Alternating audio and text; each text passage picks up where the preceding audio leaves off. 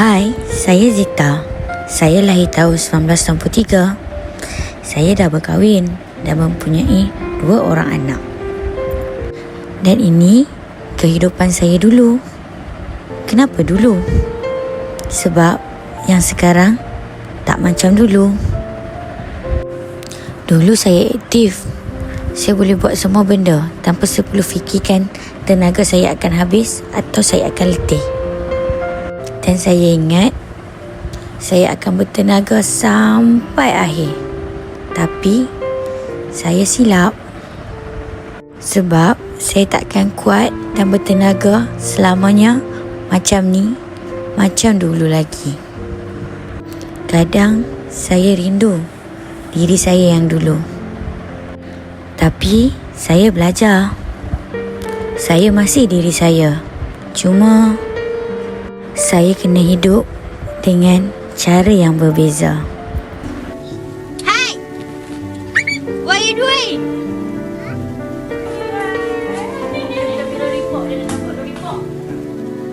Saya tak boleh kembali menjadi diri saya yang dulu. Tapi mungkin saya boleh jadi saya dalam versi yang baru, versi yang lebih kuat demi anak-anak saya. Ada hari yang nampak normal dari luar, tapi sebenarnya badan saya sedang melawan sesuatu yang orang lain tak nampak.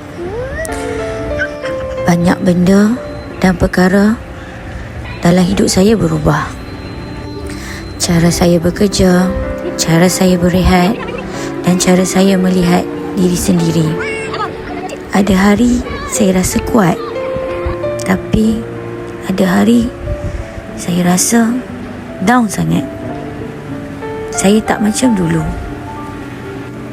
Kadang saya terfikir, kenapa saya? Dan kenapa saya? Tapi perlahan-lahan saya belajar untuk lebih mendengar tubuh badan saya sendiri. Belajar untuk hidup dengan lebih perlahan, lebih tenang dan lebih lembut dengan diri sendiri.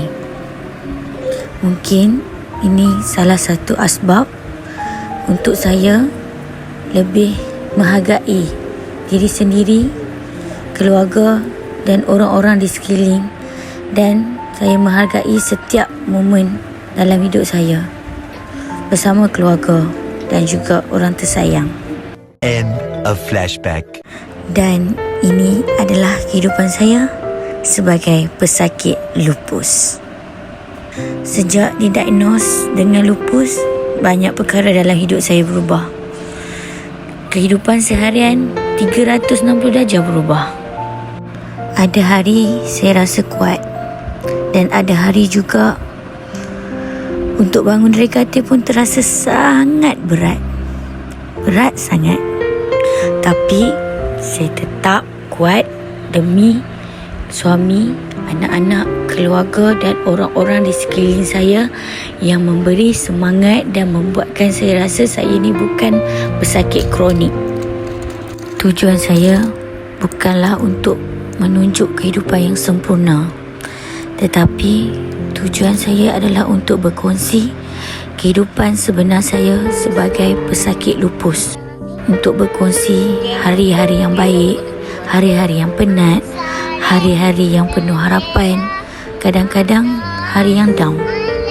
Dan mungkin kalau awak juga sedang melalui sesuatu, saya harap video-video yang saya kongsikan dan akan kongsikan boleh jadi ruang yang buat awak rasa tidak keseorangan. Selamat datang ke perjalanan hidup saya, pesakit lupus, aka budak lupus.